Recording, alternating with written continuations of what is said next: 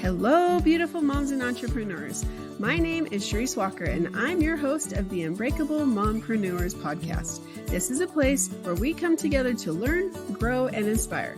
So sit back, relax, and let's get started. Hello, Unbreakable Mompreneurs. My name is Sharice Walker, and I'm your host. And today I'm here with Dara Erck, and she is a single mom of two and an entrepreneur just like you. I would love you to introduce yourself first to our listeners. Sure. Thanks so much for having me. I'm Dara. I am the founder of SAM+LEO, a teen mental health brand. I have two teen boys who are 16 and 14. I live in Colorado by way of the East Coast, and my background actually is not in this world. I started in global health, so making my way in this journey. That is fantastic. So when you say by way of the East Coast, where in the East Coast did you come from? I grew up in Vermont. Okay. And lived in New York for a long time. Okay. I know West Coast is much different and West Side than the East Coast by a lot. So what sparked you to create SAM+LEO? Yeah, and that's kind of the inevitable question. I think it's mostly around COVID, and that I used to be traveling a lot and I wasn't. And I've been sitting on this idea that there's just a lot of market need for teen products, especially clean products for teens, and realized that was it. So started in body care, started with a deodorant and body odor wipe, and for different reasons kind of paused that for some life changes. And then also was realizing that there was just no teen vitamins. There's kid and adult, any aisle you walk down. And I thought that was really interesting, and kind of struggled with my own issues with my kids and their mental health, and thought like there's got to be a way to maybe like throw another tool in the toolbox. And so started exploring that and have found my way through it. I love that. And you're right. I mean, I've raised 4 teenagers, and there's a thing called a red ocean and a blue ocean. Are you familiar? So the red ocean, there's a whole bunch of stuff like kids' vitamins and supplements and things like that. The blue ocean is teens. There isn't a lot of stuff for teens. That is a huge thing that you're missing. And the fact that you figured that out, good for you.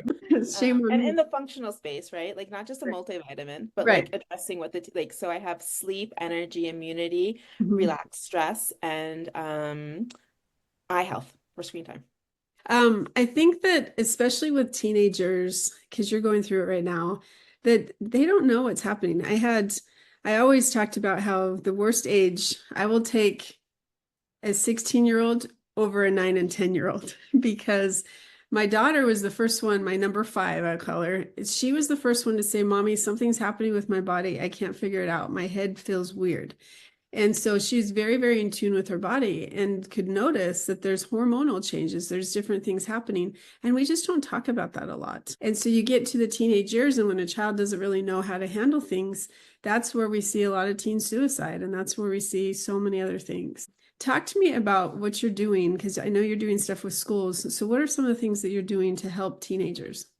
Yeah, so part of it was realizing that it's not just the product I wanted to produce, but it was this like discourse and discussion, because I'm not trained in mental health at all. It's just my own navigating it myself. But I was realizing that parents were talking to me and everyone seemed to have an issue. But it's like there's not one thing. It's bullying or eating disorders or substance abuse or anxiety and stress. There's not just what mental health is a catch-all for all of it. And so I wanted to start sharing my experience, but also having resources for parents to go to. And I also am a huge believer in therapy, but like 1 hour a week is just not enough for any of us parents navigating this. And what, the rest of our life beyond that 1 hour a week of therapy, if you have the means and ability to go to therapy in the first place, but even beyond that, how do you advocate for your kid in school? How do you make sure they're eating well? And part of the spark was like, I joke that I raised my kids and all like organic and made my own baby food, and he still wants like Subway and Dr. Pepper, right? And the reason for the energy gummies, it's just to be complex, no caffeine. It's like, no 11-year-old needs a Monster or Red Bull. Like the energy, like the choices that they're given aren't even that healthy. And so some of it is just showing that it's not just the vitamin, but like how to make choices, how to know what you're feeling in your body, and starting to have those feelings and talking. It's mostly my target. It really is parents, and then having them have the options for their kids. Well, and I gotta be honest, I'm a little jaded by the therapy for my kids, because we went through divorce. And so the most important thing was making sure my kids were okay and realizing it's not their fault and their parents are the ones that they're screwed up. But like their parents couldn't get along. I likened it to a puzzle piece when they were first young. I think back and think that was the dumbest analogy, but kids think that it's their fault and they don't understand why. And unfortunately for my children, their dad wasn't very active in their lives for a while. So they did get to stay with me, which I think helped with stability, but now they feel rejected by somebody else. And so that therapy, sometimes they go and they see people and it was horrible advice, or the therapist used them as their therapist, so Yeah. I think that we need to be careful. I do agree, you do need to find somebody that you can trust, and we eventually did, but it takes a lot of time and you need to be active and involved with what they're talking to their kids about, or to your kids about. And I think that you're entitled. Like one therapist, she recommended things that I would never have suggested to my child and was angry about, like against all my values. And so, yeah, it's tough. Part of it's also access to care. I live in a rural part of Colorado that actually we So, don't have a lot of access. And so it's like maybe there's a few trained people, but they're actually not trained in all of those issues, right? OCD, yeah. anxiety, they're very specific treatment plans and they're not really available for everyone. So that was the other thing, is just knowing that. And I would say the last thing I would part of this is also saying like nothing's wrong with our kids. Like we're not trying to Right. fix them, we're trying to support them. And I taking that, like once you take that away from you and your discussion with your kids, it makes it a lot easier. Because like when kids feel like they're broken and you're trying to fix them, it's really hard. And so just even like the language and how we talk about it is kind of my other mission. You know what? Until I just heard you say that, it didn't even dawn on me because I should say because I'm probably older than you, but we grew up in a time where you just figure it out. You use the word sticks and stones may break my bones, but words will never hurt me. And so now we live in a society where it's all about the words. Words are horrible. Like my daughter will come. I have a 9 and 11-year-old. It's like, Mom, she said this, and they're bawling. And I'm like, she said it. Do you agree with it? No? Then why are you letting her take power over you? And so we as parents, I mean, we've gone from the suck it up, buttercup, like World War II. They came back from war and it was horrible. And then my dad, who went the Vietnam conflict, and he came back and he was spit upon, and yet they had to go back to work. And now it's like, oh my gosh, let me take care of you, and you can't handle these things. And so we as parents, I feel like you're not normal. So therefore something's wrong with you. Let's give you this medication or let's do that. And yet you are normal because no kid is the same. And yet we're so used to a microwave mentality where it has to be fixed like that. And if not, you need a pill or you need this or that. I love that. It didn't even occur to me until you said that. Yeah, it's so true too. And it's just like not changing that whole like framework about it Right. is it's really hard. And that's where screen time comes in as well. And Right. I didn't fully appreciate this, like with kind of the argument about taking away phones in schools. And the principal of our school made this comment like, it takes one text to derail a kid's learning, right? I don't like the shirt you're wearing. Like one bad text or half bad text, and Yeah. then that kid is just so distracted for the rest of the day, where Mhm. maybe they say it out loud and like, I don't like your shirt, but like then the text is on a group text and so many other people are involved. And screen time's not just about the hours on the screen, it's how it's impacting them. And I didn't fully appreciate that it impacted their learning environment as well. It's so true. My kids always got a phone when they hit junior high, and that would be seventh grade for here. But it was a flip phone. It was a brick phone. They couldn't do anything. And so their grandparents, my son's grandparents at 12, sorry, he got them a smartphone. In my opinion, it ruined his life. It did. So I had a 16-year-old, or my son, who actually just graduated high school. It wasn't until like his junior year that he actually got a smartphone. That's amazing. But you have to have it nowadays because I'm Yeah. like, you don't need the phone. They're like, Mom, yes, you do. I said, no, you don't. And yet all the teachers like pull this up on your phone. I'm like, whoa. Or where's your textbook? Well, we don't have a textbook. We have to look it up on YouTube. I'm like, what? So my 7 and 9, because you don't have a home phone anymore. So like, how do you get a hold of your kids? So here, share this phone. We actually took it away and gave them little watches. It's been phenomenal. Like there's no phone in their face anymore. They can't play any games. They have a phone. Like they have a watch. And if I need to get a hold of you, it's strapped to your wrist so I can call you. Genius. I'm so glad you said that because we just took away my 14-year-old. He was 13, just turned 14. Mhm. We just took away his phone. Hmm. They gave him an Apple Watch. And I Yep. thought it was going to be so traumatic, blah, blah, blah. Luckily, there's a few other kids in his class that don't have it as well. So there's a little bit less peer pressure. Transformational. Like he still has his gaming computer. He still has Hmm. access to watching TV, but just not having that phone. And he never had social media. He didn't have Instagram or TikTok, Right. but just YouTube scrolling. Like every two Yes. seconds, it's the next YouTube, Yes. right? And they had no Ah, attention span. He doesn't like not even missing a beat. right. He's fine. And that reducing that anxiety, I Yes. mean, I wish I'd never given it to him in the first place, but I also now realize that it wasn't too late. Like we were Right. able to take it Hmm. away. Yeah. And I think I am a believer in that maybe that 16-year-old age is more of that sweet spot for Right. that responsibility. Yeah. Yeah.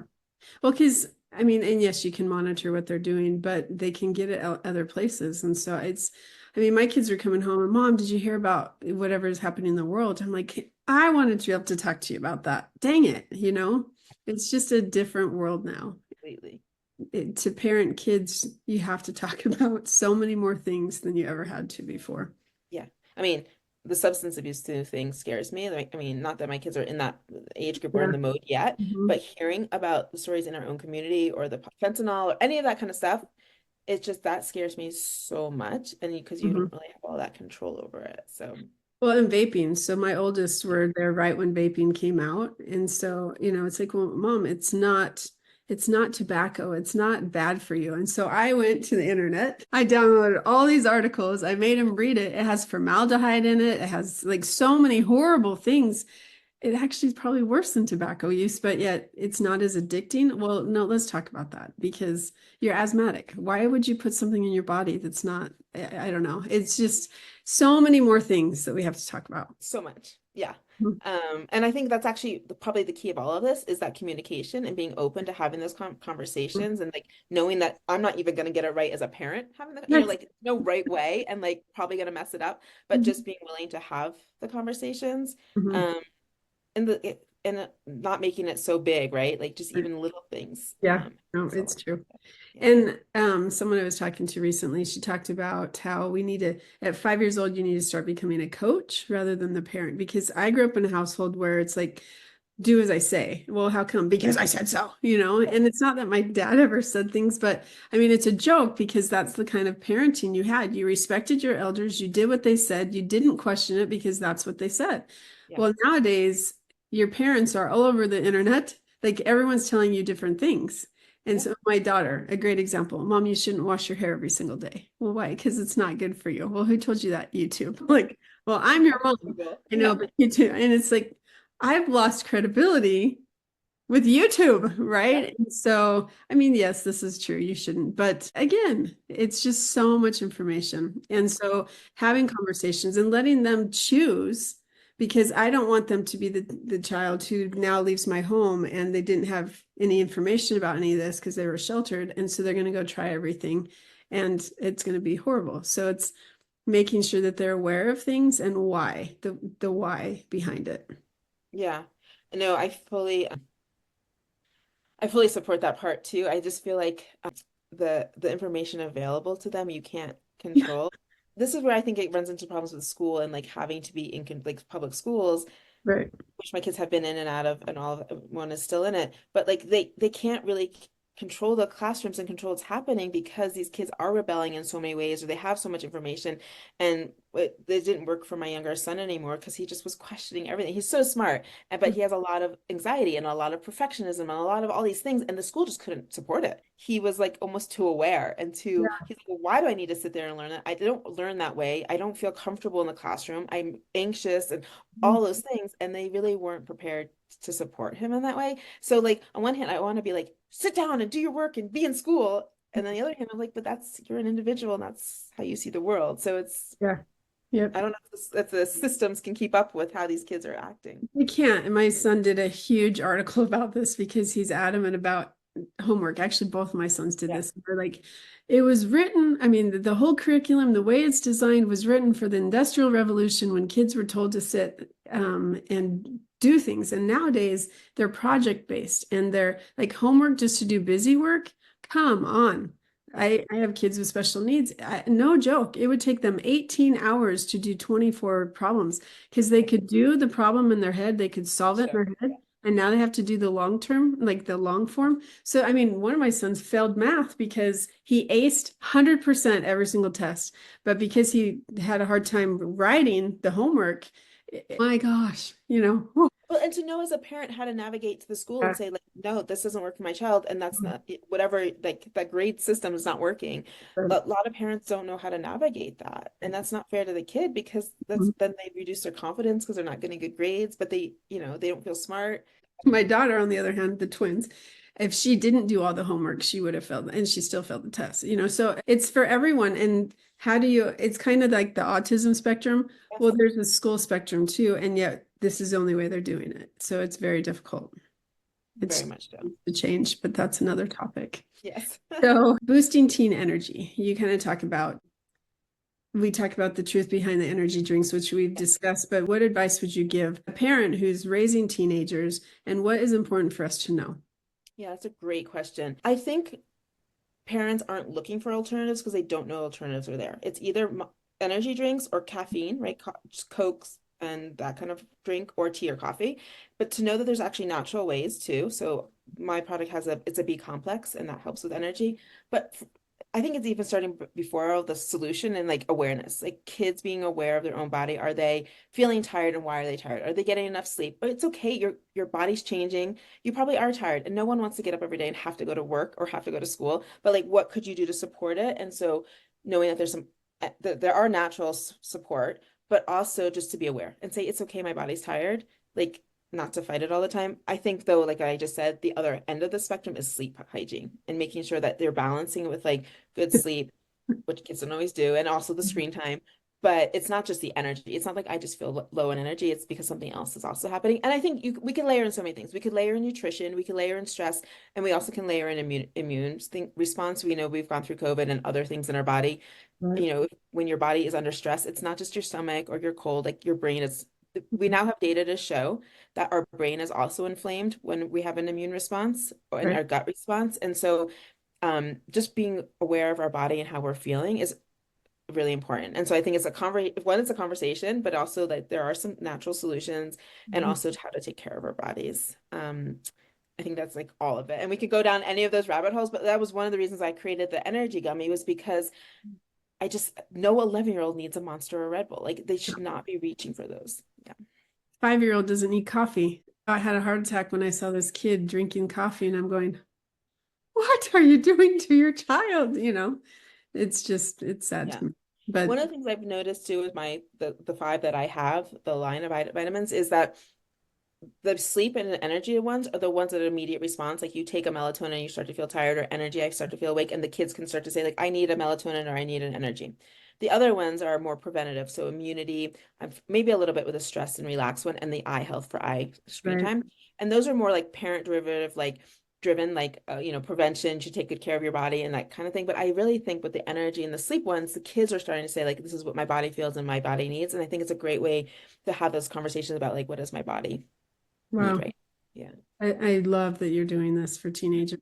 We need to get the word out more. That's amazing. that's exactly. And I would love to talk to you more, and don't have time to today. But if people wanted to find you, if listeners wanted to find you, because obviously I'm going to go to your website now. What do I need to get? How do they find you? Yeah, so the website is shop Sam and Leo, all one word, SHOPSANDLEO.com. Same handle for Instagram, Facebook, TikTok, and then we're also on Amazon. And then so on the webpage though, you'll be able to find some parent resources, other podcasts I've been on for different topics and the products. I'll email, reach out, ask any questions. And then yeah, people aren't searching for this, right? Because they don't know it exists. And Mhm. that's my biggest hurdle. They're searching for kid or adult. And so just getting this out there to know that there's availability is like the biggest thing. So like and follow and share. But- Okay, I'm going to be late to the other one, but talk to me about screen time, Yeah. and screen health. How can you reverse the eye issues, or what can you do? Yeah, I don't think we have the data is what the issue is. And like it's almost like the biggest experiment we're running on our kids. But the ingredient in my eye health Mhm. vitamin is lutein, and it's been around forever. It's just only ever come as a capsule, never as a gummy. Wow. And so that we know that it does protect the muscular structure around our eyes, protects with blue light blocking and screen fatigue. Mhm. We don't have the data, but I don't want to wait till we have the data. I'd rather know that there's at least one thing that can protect the eyes. And then the last thing I'll just say is like modeling. Like I'm on my screen all the time and Mhm. I'm trying to be aware of it, but like it's the culture we're in. And so if we can't, I don't want to beat ourselves up about it and I don't want to feel guilty about it, but like what are the ways that we can help support ourselves going through it? That's cool. So can adults take your stuff too? Exactly. Yeah. So they're safe for age 4 and older, actually. Oh, Everyone loves them. I take them, but I just marketing more, right now more to the tween and teen because that was the gap, but they're safe for age 4 and older and everyone loves them. So yeah. go get them. Thank Well, you so thank much. you. Thank you so much. I really do appreciate you coming on. And it really is an important topic that is not being discussed. So I 100% support you and I will get you out there to whoever I can. So thank you, Dara. Thank you so much for having me and good luck with everything you're doing as well. Yeah, thank you. Okay, Unbreakable Mompreneurs, seriously, if you have children age 4 and up, I'm going to just say that, but specifically teenagers, because that's where she's marketing, really take the time to research more information and teen health. Your kids are not in trouble. They're not screwed up. They don't have issues. It's normal. So let's make sure that we take care of them. Go out and make it a great day.